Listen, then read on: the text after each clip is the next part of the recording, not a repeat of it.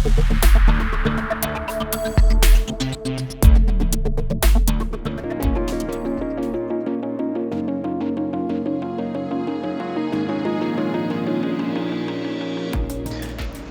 everyone, and a very warm welcome to this special Jane's Roundtable discussion. The event has been organised by Jane's Terrorism and Indict and focuses on the evolving transnational militant Islamist threat landscape, which has of increased salience as we rapidly approach the 20th anniversary of the 11th September 2001 attacks on the US mainland. In light of the significance of this anniversary, JTIC has produced an in-depth report analysing the various trends and developments over the past decade within the broad and constantly evolving field of transnational militant Islamism, for looking ahead to the coming years and providing a forecast on how the contemporary threat landscape is liable to further develop. Hello everyone. So as you all know, Al-Qaeda and the Islamic State currently represent the two most prominent transnational militant Islamist actors. These groups have continued to be operationally active across core theatres in the Middle East and South Asia, as well as in more distant theatres in the 2 decades following the 9/11 attacks on the US. Starting from 2009, Jane's Terrorism and Insurgency Centre has conducted extensive open source tracking of the operational activities of these two groups and their various affiliates. We'd like to talk to you now about what the open source data collected by Jane's tells us about key trends in the tempo, intensity, focus and methods of transnational militant Islamists, as well as to chart the evolution of the threat they represent. Our analysis largely covers the period 2009 to 2020 and we'll begin by discussing transnational militant Islamism as a whole before delving into a comparison between the activities of the Islamic State and Al-Qaeda and then exploring each group in more detail. In the period between 2009 and 2020, Jane's recorded at least 25,619 attacks by the Islamic State and Al-Qaeda, inclusive of affiliates but excluding lone actors, which resulted in at least 61,248 non-militant fatalities. For context, this represents 13% of all attacks by non-state armed groups worldwide in the same period and 23% of all resultant non-militant fatalities. In terms of geographical distribution, these attacks were conducted over a broad scope from the coast of West Africa across to Southeast Asia, although the clear concentration has been in key conflict theatres in the Middle East, East Africa and West Africa. From a top-level perspective, there are clear trends and preferences in militants' operational methods and targeting. Despite nuance at a local level and between different groups and affiliates, transnational militant Islamist violence has targeted security forces in more than half of all recorded attacks over this 12-year period. This has consistently been the case on a year-by-year basis, though, with some fluctuations in the comparative level of violence driven by local and temporal factors. Although there is a greater degree of variance in terms of tactical preference, close-quarter mobile engagements and indirect fire attacks or the use of explosives collectively account for more than 2/3 of all attacks by transnational militant Islamist groups during that period. When viewed on a year-by-year basis, there is a clear emphasis on the use of these tactics during the heaviest periods of fighting in Iraq and Syria, especially between 2014 and 2017. We'd now like to move on to our comparative analysis, in which we distinguish between Islamic State and Al-Qaeda violence. Beginning with the geographic distribution of attacks, we can clearly see on the map distinct clusters of activity for each group, with areas of Al-Qaeda activity marked in orange and Islamic State activity in black. For Al-Qaeda, 3 zones with particularly high concentrations are visible: Somalia, Syria, and Yemen. JTIC has recorded a contiguous area of violence conducted by al-Shabaab from south-central Somalia down to eastern Kenya. In northwestern Syria, Al-Qaeda-affiliated groups such as Jabhat al-Nusra, which now operates separately from Al-Qaeda as part of Hayat Tahrir al-Sham, and Tanzim Haras al-Din have combated Syrian military forces across Idlib, Aleppo, and Hama Governorate. Al-Qaeda in the Arabian Peninsula has conducted a significant number of attacks across southern Yemen, though the group's operational activity has been masked in recent years due to its infiltration into tribal militias. Conversely, extremely high levels of Islamic State activity have been recorded across Iraq and Syria, as well as the Lake Chad region of West Africa. Smaller clusters of Islamic State activity are visible along Libya's Mediterranean coast, as well as the northern reaches of Egypt's Sinai Peninsula and eastern Afghanistan. The chart displayed demonstrates the divergent operational profiles of Al-Qaeda and the Islamic State. Al-Qaeda's tempo of violence has been comparatively steadier than its rivals, albeit with the group having conducted far fewer attacks in total. The Islamic State's operational tempo, on the other hand, has varied significantly between years. As you can see, a sharp 71% drop in attacks was recorded between 2017 and 2018, the year in which the group lost large swathes of territory in Iraq and Syria. So the Islamic State's activity between 2009 and 2020 can be divided into three phases. During the first phase, between 2009 and 2012, the group, then known as the Islamic State in Iraq, conducted fewer attacks than its fellow Al-Qaeda affiliates collectively. In 2013, the group severed its ties with Al-Qaeda, and the following year, Ibrahim al-Badri, better known as Abu Bakr al-Baghdadi, announced the group's rebranding as the Islamic State. Between 2014 and 2017, the group's activity increased significantly year on year, and by a total of 844% across the period. Notably, Al-Qaeda's attack tempo also increased during this time, as both groups engaged in clashes with each other and became deeply embroiled in the Syrian civil war. Lastly, between 2018 and 2020, the frequency of Islamic State attacks remained consistently higher than its rivals, but the gap closed as a result of the rapid decline in the Islamic State's rate of operations. During this time, the group was unable to replicate the operational tempo exhibited while it controlled territory and was unable to engage in more conventional conflict with enemies in Iraq and Syria.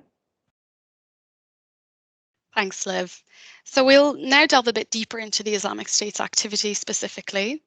Between 2009 and 2020, Jane's recorded a total of 19,488 attacks by the Islamic State and its affiliates, which resulted in at least 49,252 non-militant fatalities. To contextualize our data, we'd like to state that while the Islamic State was officially declared in mid-2014, its precursor groups, the Islamic State in Iraq and the Levant, or ISIL, and prior to that, the Islamic State in Iraq, or ISI, had begun operating as such since 2006. Therefore, at the beginning of the reporting period, the only Islamic State attacks being recorded were being conducted by the ISI, before its subsequent expansion to Syria and formation of ISIL in 2013. Furthermore, where affiliates were created by accepting a pledge of allegiance from an existing group, for example, Boko Haram becoming Wilayat Gharba Farqiya in 2015, attacks by such groups are only included from the point of the pledge of allegiance being accepted. So the tactic most used by Islamic State militants across the reporting period was engagement, which covers close quarters encounters between two actors in open ground. This reflects the conventional clashes engaged in by Islamic State militants with security forces and other militant groups across its theatres of operation, particularly in Iraq and Syria during defensive efforts around key urban centres such as Mosul and Raqqa. Since the loss of territory in Iraq and Syria, though, the group has reverted to asymmetric operational methods, including the use of standoff area attack and assassination tactics, while in West Africa, the group has increasingly utilised assault tactics and challenging the state for control of territory.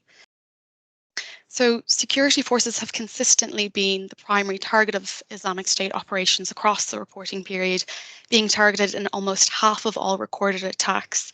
It is also noteworthy that other non-state armed groups have been heavily targeted by the group, with these targeting trends underlining the Islamic State's intent to establish sole control and governance of territory and being willing to fight state authorities or its non-state rivals to do so.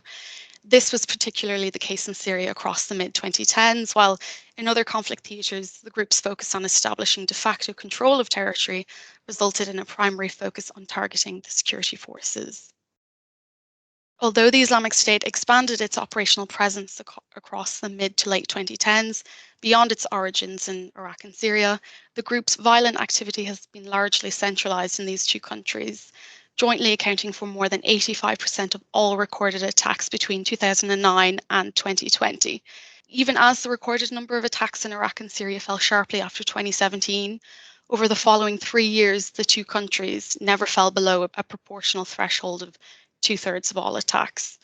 This was indicative to an extent of the Islamic State regrouping and restarting asymmetric campaigns in its core Iraqi and Syrian theatres, but also of operational setbacks in the Islamic State's provinces in Libya, Afghanistan, and Egypt.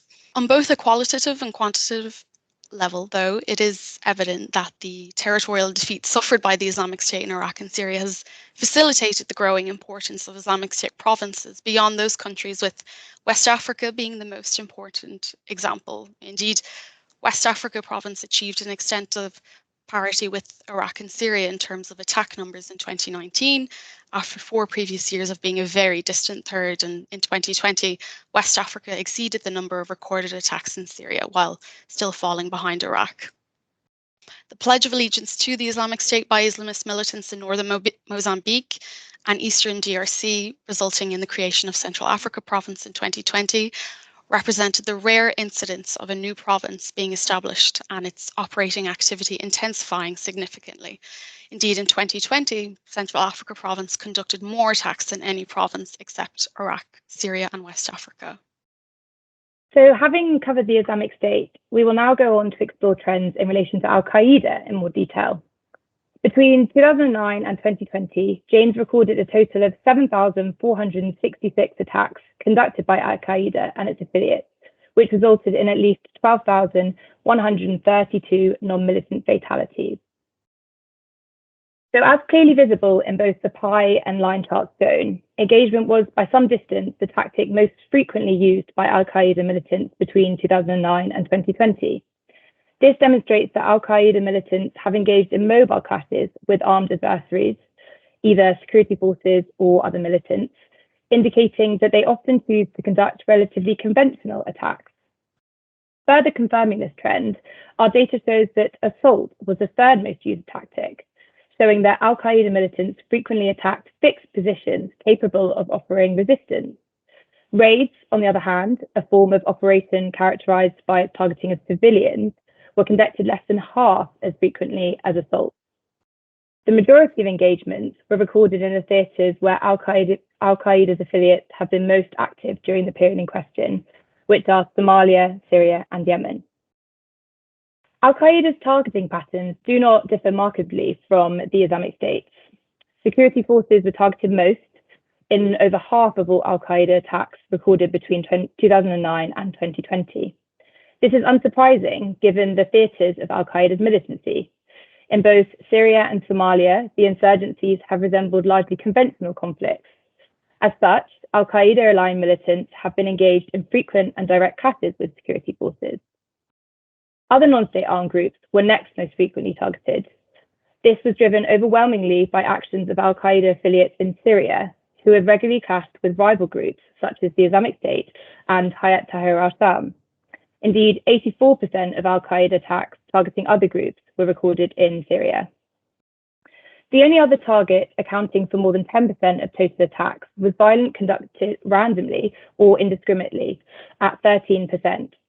The geographical distribution of these attacks differed significantly from those targeting security forces or other militants, with the majority of them, 61%, perpetrated in Somalia, compared to only 21% in Syria.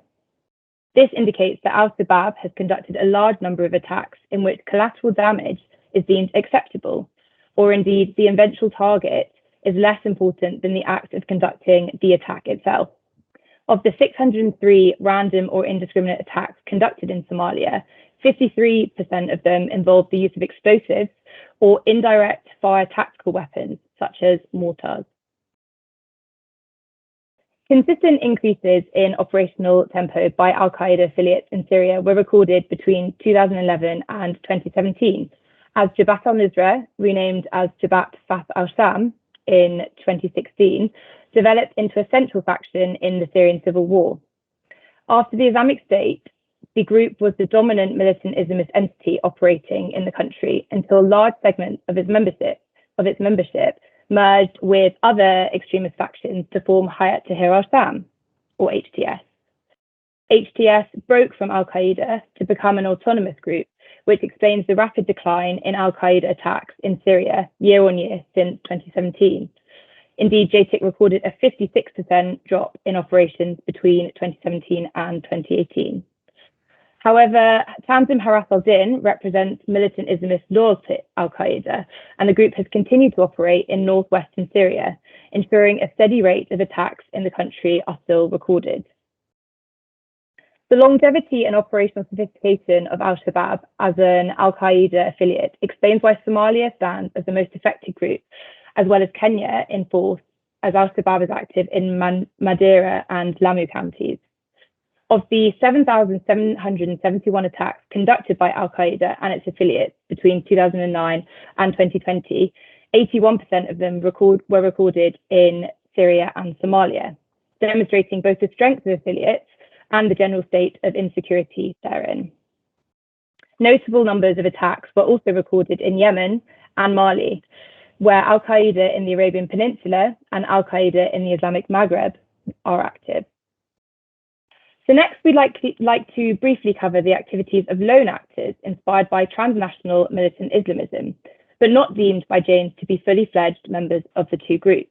Actors inspired by the Islamic State's ideology conducted far more attacks than those inspired by al-Qaeda between 2009 and 2020. JTIC recorded 37 attacks where the motivation of lone actors or small cells inspired by militant Islamist ideology could be clearly tied to one of the two groups in question. Only 19% of these were linked to al-Qaeda. The majority of these attacks were conducted in Europe. Actors inspired by the Islamic State were responsible for the overwhelming majority of non-militant fatalities during the period in question, accounting for 82% of the 159 fatalities recorded. Outside of Europe, lone actor attacks resulting in fatalities were recorded in Central Asia, the United States, and the Maldives. So as you can see from the chart on the left, since the Islamic State's territorial expansion in 2014, attacks inspired by militant Islamists have increased rapidly in frequency. While rudimentary edged or improvised instruments are the most common weapon types used, demonstrating the low capabilities of radicalized individuals that generally perpetrate these attacks, 6 other forms of weapons have been recorded by Janes, including firearms and explosives, showing the diversity in the type of attacks conducted by these actors.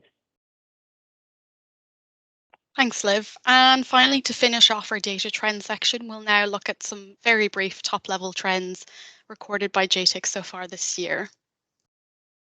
So in the first 6 months of 2021, JTIC recorded 768 attacks by Al-Qaeda and Islamic State militants and their respective affiliates, which resulted in at least 1,704 non-militant fatalities, which represented 8% of all attacks by non-state armed groups globally in the same period and 14% of all resultant non-militant fatalities.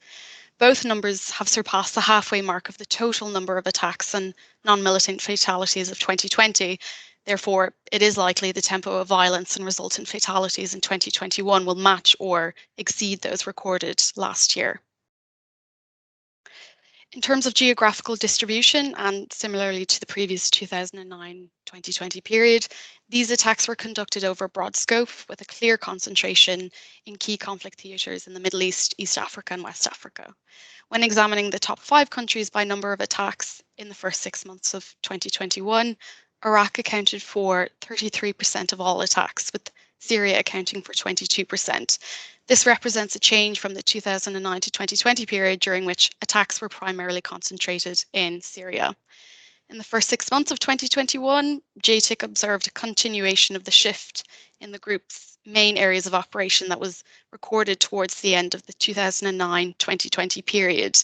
As you can see on the slide, 7 out of the top 10 countries by Islamic State and AQ attacks in 2021 took place in sub-Saharan Africa, compared with only 4 in the 2009-2020 period, a 12-year stretch mostly dominated by activity in the Middle East and North Africa, essentially provides further evidence of the Islamic State's attempt to expand its operations following the group's loss of territory in Iraq and Syria. And finally, looking at the pie charts on the tactics and targeting of both groups, assaults on fixed military positions and standoff area attacks were the preferred modes of attack, particularly in Iraq and Syria. Raids on civilian communities also accounted for over a fifth of total attacks and were recorded extensively in Nigeria and Mozambique. Similar to previous years, security forces were the most targeted by transnational militant Islamists in the first 6 months of 2021. In particular, over half of all attacks in both Syria and Iraq during this time were conducted against security forces. Great. So a big thank you to Heather and Liv, and to echo my colleagues, good afternoon and good morning, and thank you for joining today's roundtable. So as mentioned earlier, JTIC is producing an in-depth report that will take stock of how Islamist militancy has changed since 9/11 and how the threat landscape is likely to develop going forward.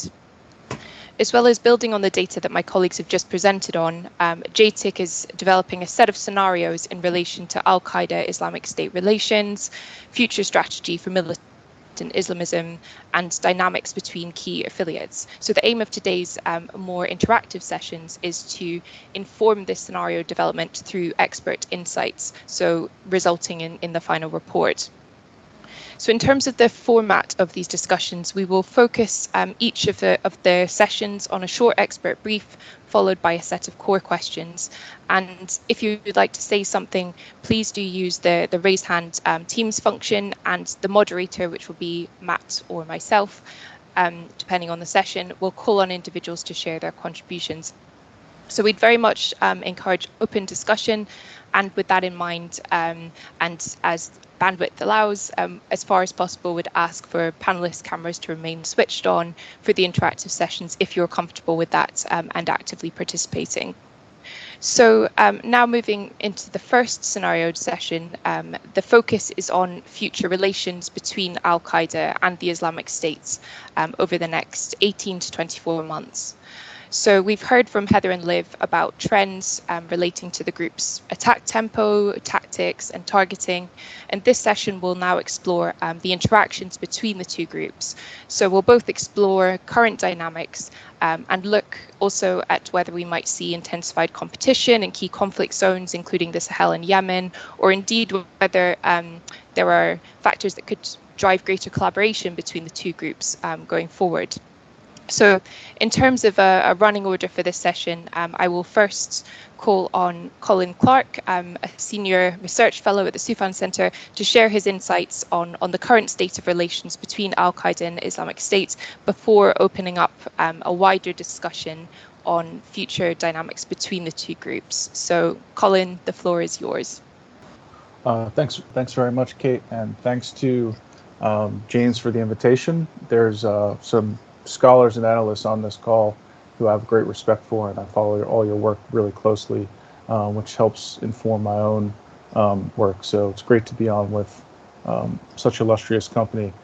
The exercise itself is also really useful as I'm preparing to write an article on the evolution of the global jihadist movement for the 20-year anniversary for the CTC Sentinel. So I'm looking at this as a learning exercise to shape my own kind of understanding.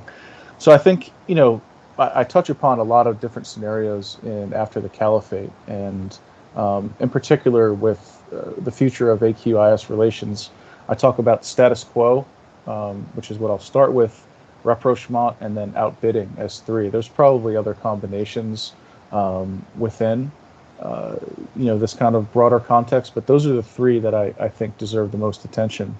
In mid-2021, where things stand now, I see further decentralization of both Al-Qaeda and the Islamic State.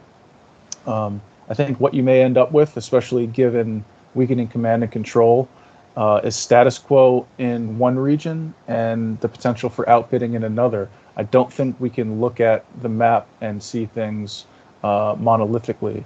I just don't think that's where the situation stands now or where it's heading. So you may very well have one situation in the Sahel that looks totally different than the Arabian Peninsula, that looks different from what's developing in parts of South Asia. In fact, I think that's very likely. From a Western perspective, I think the best case of the three scenarios would be status quo, because the groups are competing for resources and manpower, in effect, occupying their own bandwidth with each other to a certain degree. The risk becomes if competition heats up too much and intensifies, it could lead to this scenario of outbidding, where in order to be perceived as the strong horse groups begin to escalate attacks, both in terms of frequency, but also in terms of intensity. We could see an uptick in suicide attacks. It could also manifest itself in an effort to launch spectacular attacks or external operations outside of the region, as well as a more concerted effort to harness emerging technologies like drones in order to dedicate more resources to other technologies like a more sophisticated social media footprint for both spreading propaganda, but also recruitment. Rapprochement has been dismissed as the least likely of these scenarios, but I think there's some nuance that's missing from that discussion quite often. And so I look at where the fissures exist most strongly at present. And I think that tends to be at the top, at the strategic level, where well-known jihadist ideologues are sniping at each other on social media and attacking each other. The question becomes, do the mid-level commanders and those below them at the rank and file level, foot soldiers, etc., also hold the same degree of enmity between the groups? I think it depends, and in some cases it's probably unlikely. With Baghdadi dead and Al-Qaeda seemingly moving toward a new phase, marked in part by the 20-year anniversary of the 9/11 attacks, but also the withdrawal of U.S. troops from Afghanistan, could this usher in a détente between Al-Qaeda and IS? Again, I think any of the options may not be likely when assessing these groups across the globe. So I think we really need to look at these at a regional level and maybe even at a country level. But I do think that we're moving toward further decentralization and atomization with groups in the Sahel, the Horn, the Levant, Arabian Peninsula, etc., more focused on local or regional issues than transnational ones. And I'm sure we'll discuss a lot of the factors that could change that calculus. Again, with the withdrawal of U.S. troops from Afghanistan and potentially from other global hotspots, we may see a rejuvenation or revival of some AQ and IS affiliates, and some of those trends that you showed earlier may indeed begin to change. I think, my view from the Beltway is that the zeitgeist is all about great power competition. And unless it's about China or Russia, or to a lesser extent Iran, people don't want to hear it. In fact, to large segments of DC, counterterrorism is dead, and they're thankful. The book-ended 20-year anniversary of 9/11, something to leave behind. And I think we've seen this movie before in other contexts, and it typically doesn't end well. I think there's a number of wild cards, right, that could change the calculus. The pandemic being at the top of that list in a number of ways. But there's other wild cards. I think a large-scale attack in the West. I think a civil war that attracts foreign fighters as a magnet. And I mean, beyond Syria, we could see civil war in other parts of the world, not only in well-known hotspots, but in places we're not thinking of at the moment. And how does that impact foreign fighter flow, not only from the West, but also from kind of regional and neighboring countries? Instead of talking about one center of gravity, I think we're talking about multiple nodes. And then I wonder what happens with the Taliban government in Afghanistan if we move down that road. Looking forward to hearing what Antonio has to say about that and how that impacts the dynamics within Afghanistan and within the broader region.